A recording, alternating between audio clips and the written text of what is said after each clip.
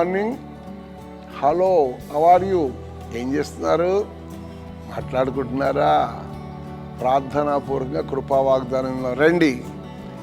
దేవుని సన్నిధిలో యెషయా ప్రవచన గ్రంథం 61వ అధ్యాయం 7వ వచనం.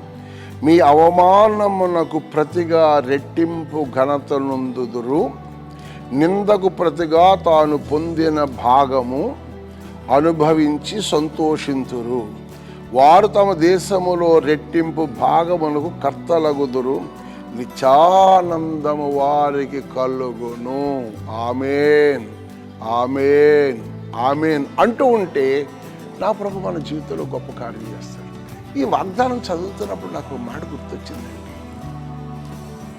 యోసేపు యాకోబు కుమారుడు అన్నదమ్ముల చేత ద్వేషించబడుతూ, అందరికి ఉపకారే కానీ ద్వేషించబడుతున్నాడు. అవమానం, అవమానం.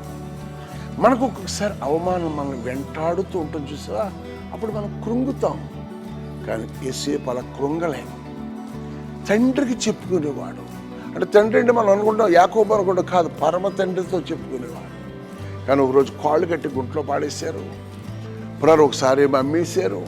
ఇన్ని చేస్తే పునరు అతను ఎక్కడికి వెళ్ళాడు? పోతీఫర్ అని ఒక వర్తకుడు కొనుక్కొని వాళ్ళ ఇంట్లో పనివాడిగా పెట్టుకున్నాడు. మనకు తెలుసు, కానీ కొత్తగా వింటున్నామేమో ఆశ్చర్యపడతాం. స్తోత్రం.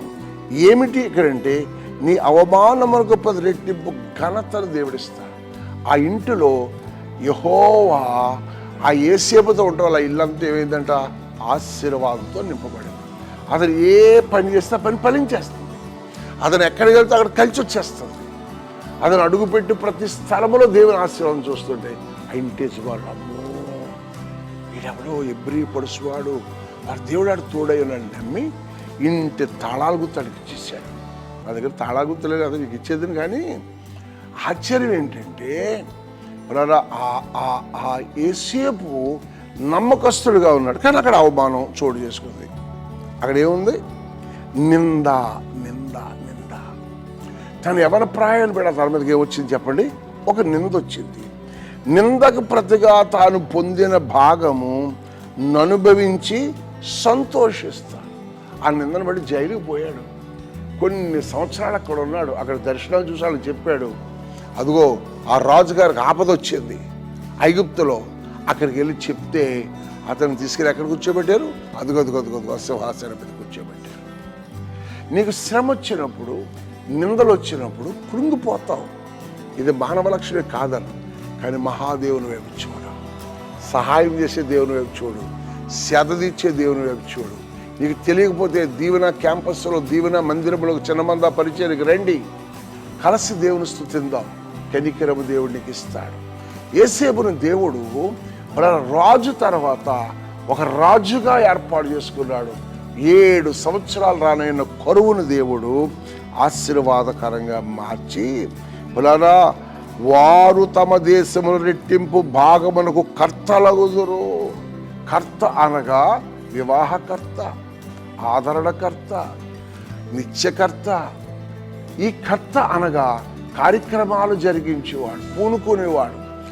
యోసేపు ఐగుప్తులో సమస్తం పూనుకున్నాడు. ఎవరికి ఇవ్వాలన్నా ఏమిచ్చాడు దేవుడు అంటే, నిత్యానందము వారికి కలుగు చేసి. తండ్రి, అన్నదమ్ములు నిత్యానందపడుతున్నాడు. ఈరోజు నీ మీద అవమానం వెళ్తుందా?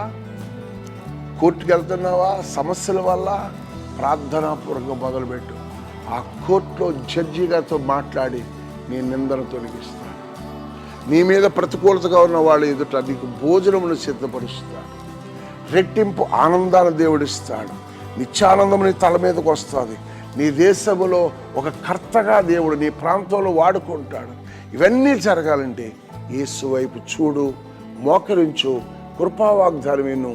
నీకు సమీపంగా దేవుని మందిరం ఉంటే వెళ్ళు, లేదా చిన్నమంద సత్యవార్త పరిచర్య, ఇదిగో రాజమండ్రి, అవలాపురం, ఇదిగో బురువుపొడి, ఈ ప్రాంతాల్లో ఉన్న సహవాసం రండి, కలిసి దేవుని స్తుతిందాం.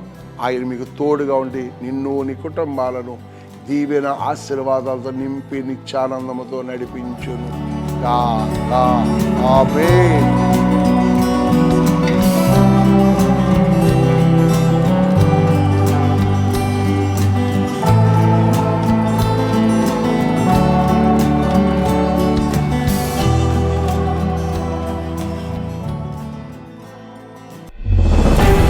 చిన్నమంద సత్య సువార్త 32వ వార్షికోత్సవ దీవెన పండుగలు ఫిబ్రవరి 3, 4, 5, 6 దీవెన గ్రౌండ్ కె గంగవరం నందు ప్రతిరోజు ఉదయం, మధ్యాహ్నం మరియు సాయంత్రం. ముఖ్య ప్రసంగికులు పాస్టర్ జాన్ వెస్లీ గారు, hosanna ministries Rajahmundry. Pastor Abraham గారు, hosanna ministries Guntur. Pastor Varghese గారు, విజయవాడ. పాస్టర్ జాన్ బాబు గారు, చెన్నై. పాస్టర్ సునార్ జోసెఫ్ గారు, కేరళ. చిన్నమంద క్వైర్ వారిచే అభిషేక ఆరాధన. అభిషేకించబడిన దైవజనులచే ఆత్మీయ వర్తమానాలు మరియు మీ కొరకు ప్రత్యేక ప్రార్థనలు చేయబడును. ఉచిత భోజన వసతులు కలవు. రండి, మీ కుటుంబ సభ్యులుగా వచ్చి ఈ దీవెన పండుగల్లో పాల్గొని దైవ దీవెనను పొందండి. ప్రేమతో ఆహ్వానించువారు పాస్టర్ సలాది జకరియా గారు. చిన్నమంద సత్య సువార్త దీవెన ground, Kotipalli road, K Gangavaram, doctor BR Ambedkar, Konaseema జిల్లా.